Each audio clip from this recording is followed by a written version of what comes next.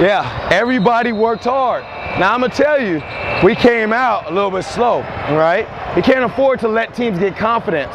So I want you to understand, I was talking to my 8th graders about the same thing, because they came out slow today too. But I want you to understand that from the very beginning, it's a fight. So that means somebody's got to punch first. And if you let somebody in a fight, they get to walk around the ring for a little bit, they start feeling comfortable. They're like, oh, okay, I can do whatever I want to do.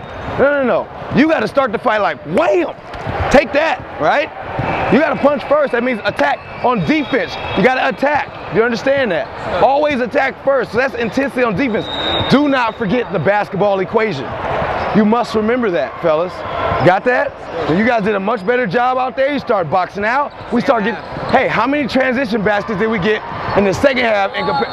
Right? I think 22 helped. 22 definitely helped, because we put more pressure. We put more pressure on them. Pressure busts pipes. Got that? So you got to apply the pressure always. Everybody understand? Whatever it was, you played defense, you did a lot better in your transition. And that's what's important. Got that? I'm very proud of the discipline towards the end of the game. You said it was 2 minutes left or whatever it was, 3 minutes. You did exactly as I asked you to do. And now you use the clock as your friend. You use the work to the around and got easy shots, right? When you get easy shots and the other team is desperate, they start fouling. When you get easy shots and you're disciplined, the other team gets desperate and they start fouling. It all works in your favor. That reminds me of the scripture in the Bible, and it says, he who has will get more.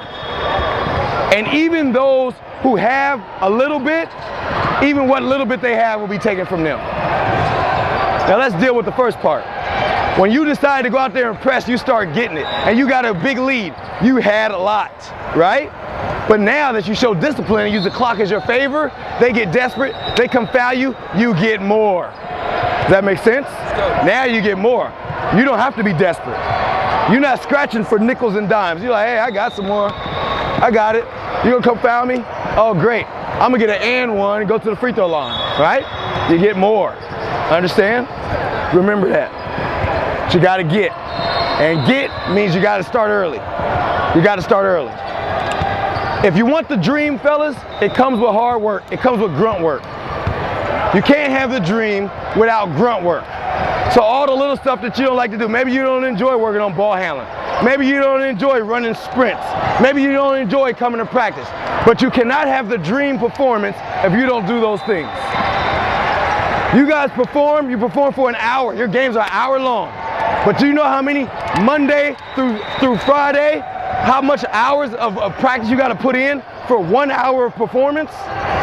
All these singers that we see out there, all these guys, they get in the studio and they sing, and oh, that's not the right note. And hours of writing lyrics and all these things. But they only get a song, their song is only 3-4 minutes. All this practice for 3 or 4 minutes. I don't care what you do in life, your moment in glory only comes if you do the grunt work. That's it. You can't have the dream without grunt work. You understand that?